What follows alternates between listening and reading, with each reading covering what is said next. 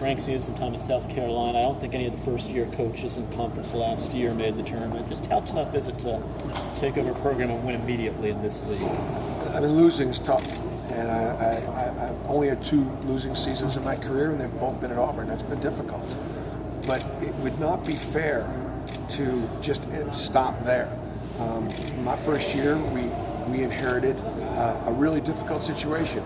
But those guys are outnumbered every night.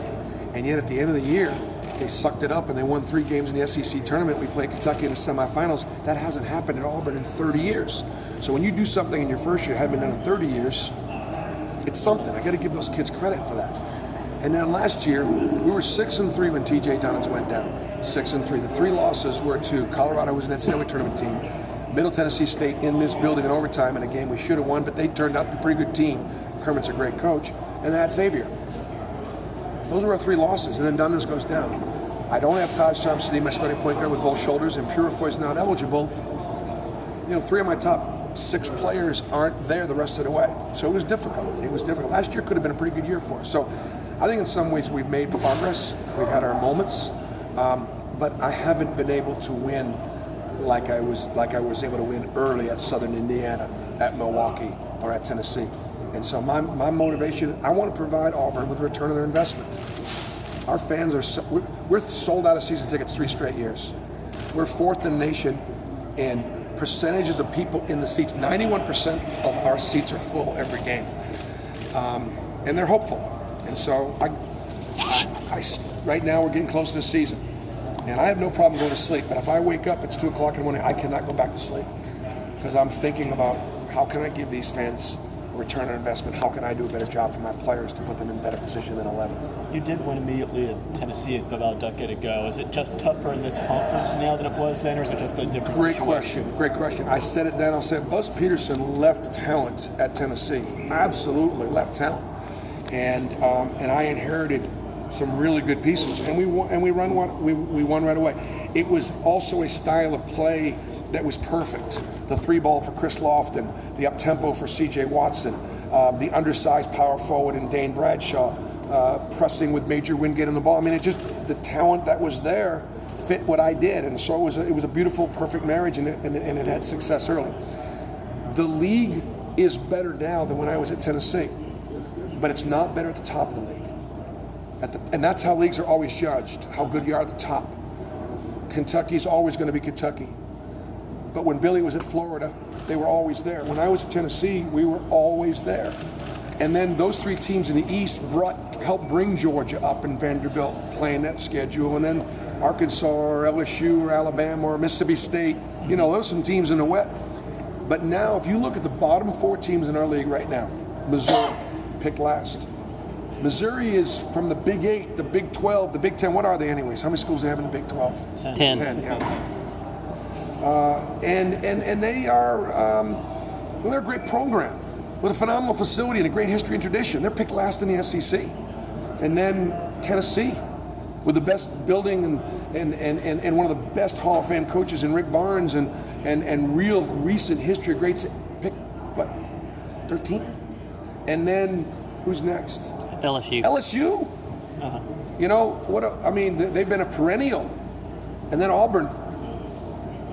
The bottom of our league and the middle of our league is really good. Now, the top of our league, we've got to have separation. Will it be Texas A&M? Will it be Florida? Who else? Will it be Georgia? Who else that's there now can stay there? Because for us to be a great league, we need 4 or 5 every single year. Has that affected the perception of the league, do you think? The fact that there's not, aside from Kentucky most years, that there isn't that? It's not the perception, it's the reality. The reality is that we have not been able to get enough teams in the NCAA tournament. I'll tell you, there's one major factor that I think needs to change. If there are going to be 68 teams in the NCAA tournament, why top 50? Because let me tell you something. To go on the road and to beat the 45th ranked team in the country is hard. It's just as hard to beat the 57th ranked team. Well, in the SEC, if you do a preseason top 10, do it every year. Take your ACC, your Big 10, the Big 12, take a few teams out of the AAC, take the Pac-10. You're going to get a certain number. It's hard to get many SEC teams into a preseason top 50. It just is. It is this year. Look at it. But we got about 4 or 5 teams that are between 50 and 65. If there's 68 teams in a tournament, and if they weighted the top 70, top 75, top 68, like they weight the top 50, all of a sudden you'd see a completely different mathematical equation for teams going to the NCAA tournament. But the SEC misses that top. Well, what's the top 50? Well, why 50? We got to win more in November. We got to win more in the non-conference. And has it been historically challenging? It has been historically challenging. When we are playing college football in late October, early November, we're just getting started in the SEC. We're just getting warmed up. Our best games are just coming. Half the Big Ten's ready for college basketball right now. Half of the league. Half the ACC's ready for college basketball right now. Their football season's over. That's not in the SEC. The SEC West is stronger than the AFC South right now in football. And we should celebrate that. We shouldn't shy away from it. And it's not the reason why basketball's not good. We do got to get our fans and our kids a little bit more excited about November basketball. And we as coaches have got to go out there and win some more games in November. So you think just because there's such a fan interest in football in November, it kind of affects some of those home games in terms of turnout? It might affect some turnout. It might affect the energy on campus. It might. How do you change that, Bruce? How do you get people excited who are obsessed with football? Well, at Auburn, we've had season tickets sold out for 3 years. I've got the second best home court advantage in the SEC behind Kentucky. My games are all sold out. The jungle, the students, there's overflow. So I have no excuses, by the way. If I can't win at Auburn in the next couple of years, it's on me. Because they're giving me the resources, they're giving me the fans, they've given me the support. And I do think in the next couple of years we're gonna be a postseason team, we'll be an NCAA tournament team.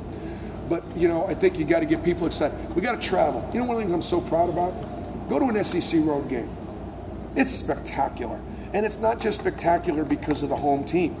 LSU comes to town, there's 20,000 people from Baton Rouge, and we're tailgating and we're carrying on, and it's all good. We got to get that in basketball.